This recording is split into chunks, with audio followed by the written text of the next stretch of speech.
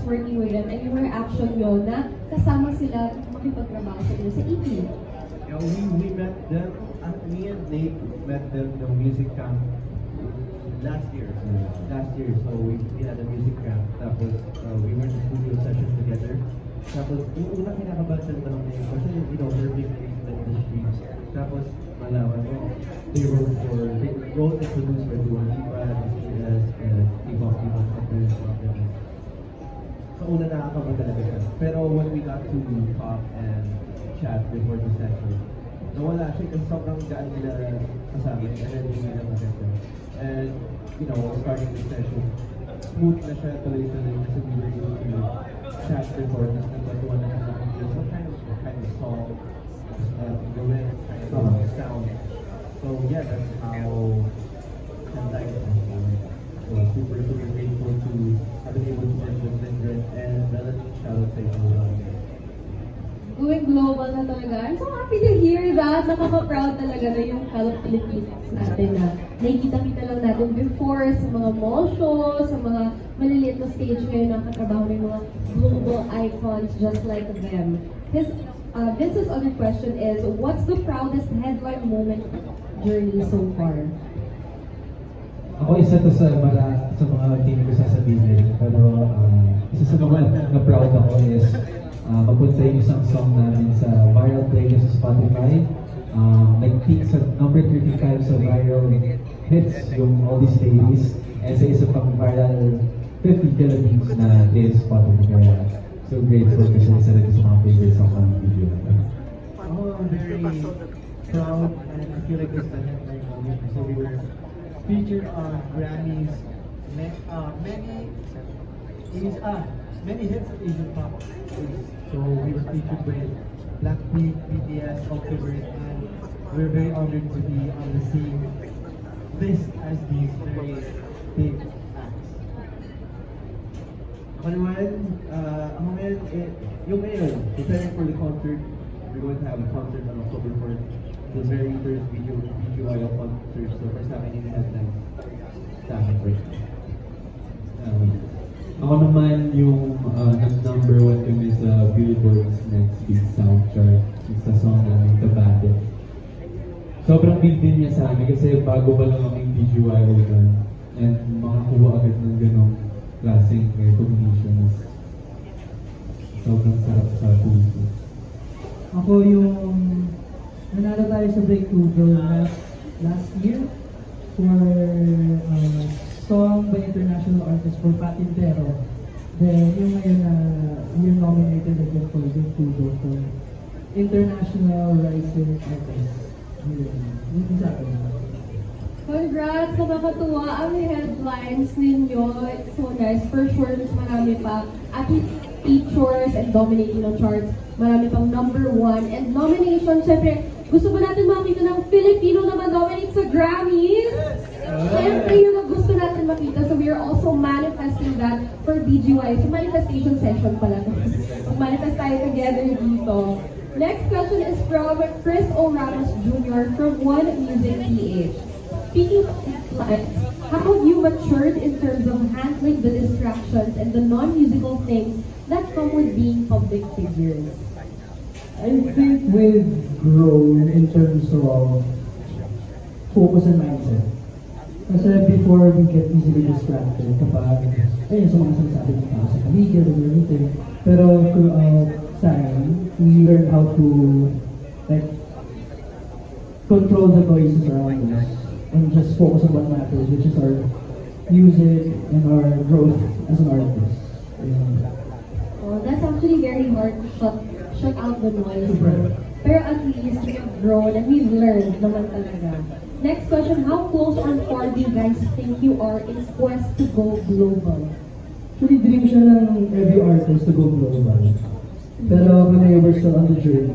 Malayo pa talaga kami. Pero I think through releasing music and performing, unti-unti, bit by bit, in a way na-achieve namin yung goals namin. And we won't stop until we reach those goals.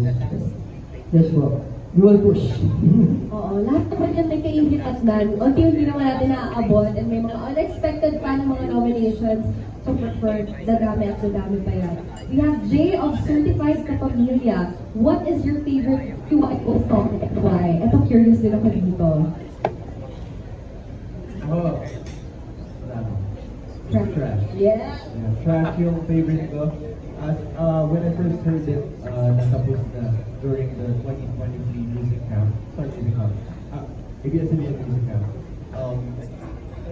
May magic eh, may magic. It was the start of something new. So, and yung lyrics niya, na sobrang relatable ko rin. And, I don't know, may magic talaga siya when I first heard it. And tuloy-tuloy niya after yung trash na in every song na we make and we release. Napasa yung magic in every song. And so, hanggang ngayon, sa future releases namin, which is September 25 sa Headlines TV, which is that will be and I will better than it. Ako naman yung song namin ng Panahon. Kasi sobrang ganda ng lyrics nito para sa akin. Kasi sinasabi niya na kahit anong mangyari, bigyan mo lang ng panahon. So parang ganun yung PGY ko ngayon na nagte-take time lang kami sa ginagawa namin. Hindi kami nagmamadali. For me, bulala ako. Parang manifestation sa mga mga. Parang imamanifest mo rin talaga yung mga gusto mong ma-achieve sa buhay. So for me, yung bulala ako talaga ito na kasiguro sa ako. Let's manifest the good things to happen to you. For me, bulala. How about the rest of you, Jello and Zane? Ako, hindi na wala na yung debut song namin na The Light. Hindi lang dahil debut song siya, pinili ko to kasi yung meaning ng song nag-resonate pa rin kami meaning ng song as a group and as individuals. Kasi yung meaning ng song is about finding the light in the darkness, following your dreams, and of course, being the light for others. Oh, syempre, our latest single, Red Light, yeah! This is my favorite song to say. It's like my energy, my life. I'm always just enjoying it. I'm always happy and having fun with this life that we have. And I'm very proud of what we love, which is this career beauty life. At least alam na natin ang mga favorite songs niyo. Almost every era may na-mention kayo. So that's nice to know. Especially sa mga bagong aces and yung mga kinikilala pa kayo. So thank you. Thank Jay for asking that question. He has another question actually. How do you see your group in 5 years? Parang question yun lang. In 5 years, for sure, madami na kami na-release na songs and basta kami ang goal namin is ma-share pa yung music namin all around the world. Siyempre here in the Philippines and also around the world. And sana, we are working hard na by 5 years na paikot na kami around the world, sharing our music and connecting with other people through music. Kita naman natin, may first solo concert kayo sa October 4, but after that, we're hoping for a world tour naman. Sana matupad na yan before pa mag 5 years. Sana mangyari na yan, di ba? Charlie Joy Pagulong from the Philippine Star also has 2 questions for you guys. What message do you hope to convey to your fans through the concert? After yung fans, for the OG fans, this is gonna be a treat for all of you and sa concert na to. It's a way for us to give back din sa mga nag-stay and sa mga bumalik ever since nung nag-start pa lang kami. Sa lahat naman na pagdaanan namin.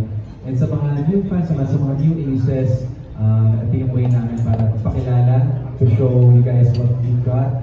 And gusto namin sabihin sa inyo na you guys are welcome and it's gonna be a fun ride for everyone. Yeah, I'm so excited for you guys. So enough from me and enough from everyone who sent in the questions. We also have some people who want to personally ask you questions. So let's start with Jacqueline Megan Ortega from Soundcheck Manila. And that's Jacqueline. So aside from this, Jacqueline, while she's coming up here on stage for the mic, you can also ask some follow-up questions personally kasi we still have a lot of time. So mag-raise na lang po tayo ng hand. Ito na lang po, Miss Jacqueline. Ayan, okay. There na lang po pala sa kabila. Okay lang po yan. Yeah, hi guys. Hello po. Congrats sa Thank inyo. you po. Pero ba, can you give konting teaser, bakit aloe vera? So parang sasabi nila skincare, di ba? Hindi naman sa RS. Kaya siguro ng dalawang songs na we done. Bakit? Kaya siguro inspiration. From the teaser one ago, pag narinig mo yung chorus, it says, "Baby, I can soothe your heart like aloe vera." So, that's what we want to do. Okay. That was better than skating. Habang nag-skip. So, second question guys, kasi grabe schedule from Bangkok to England. How do you guys avoid burnout? Parang feeling ko pag pagod kayo, mas makulit kayo. So, how do you guys avoid burnout?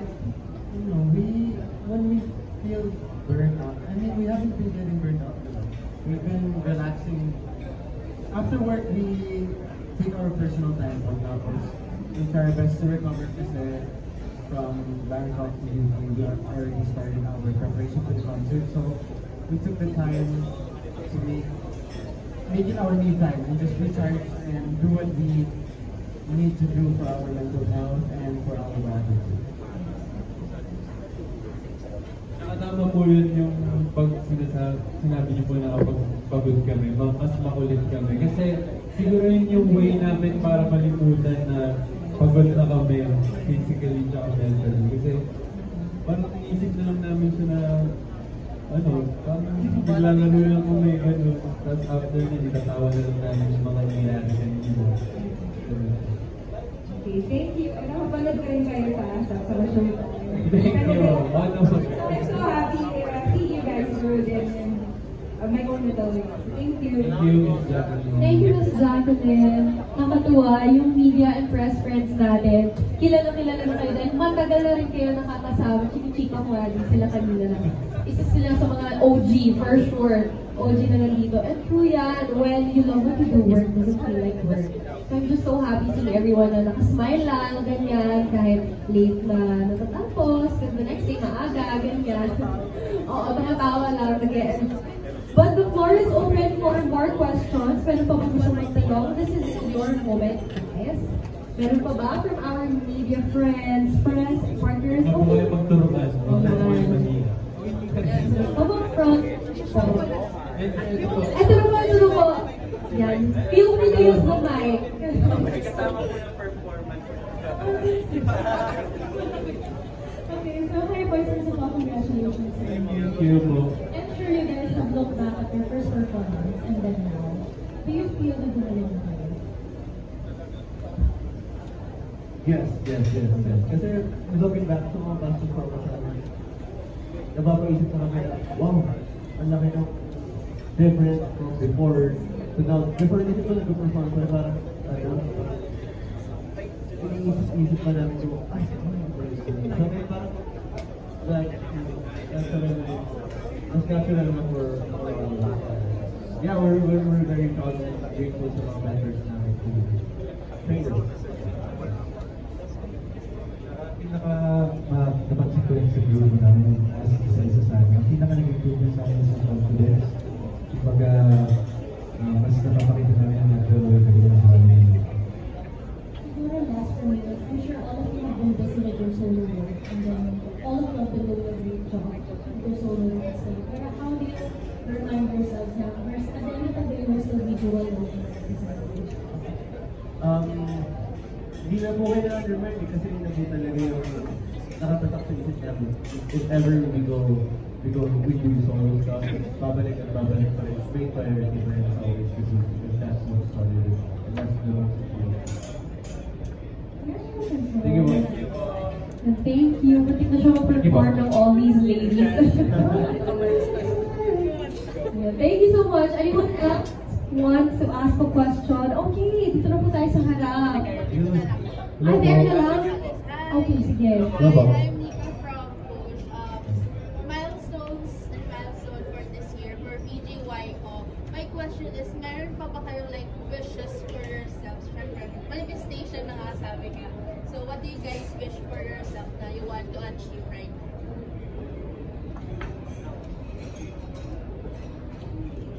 Pili ko more concerts. Ayan, may manifestation na naman. And nasimulan na yung first solo concert. So siguro after ng solo concert ito. More performances, more music, and more people to inspire. And of course, more concert na. Malay natin, baka matuloy to something. Ako pinaka-minamanifest ko po is sana makalis kami globally and mahalin kami ng buong Pilipinas. And of course, makapagkaroon ng mga big awards and makapag-perform sa mga big music festivals or concerts sa Pilipinas. Ako siguro naman yung Aces. Sana mas dumami pa sila yung to the point na mag-perform nila sa isang malaking stadium na lahat sila. So, ano yun? Tawag na Ocean. Much. I think there's another one. Ano din? Meron kami mga intel dito. Bumubulong pa siya. Ito din ba? Well, meron din pala kasi celebrated today. Nakita na birthday to ni JL. Happy birthday! Thank you po. Bukod sa birthday wishes for your group, ano yung... ayan na! Ayan na. Happy birthday to you. Happy birthday to you.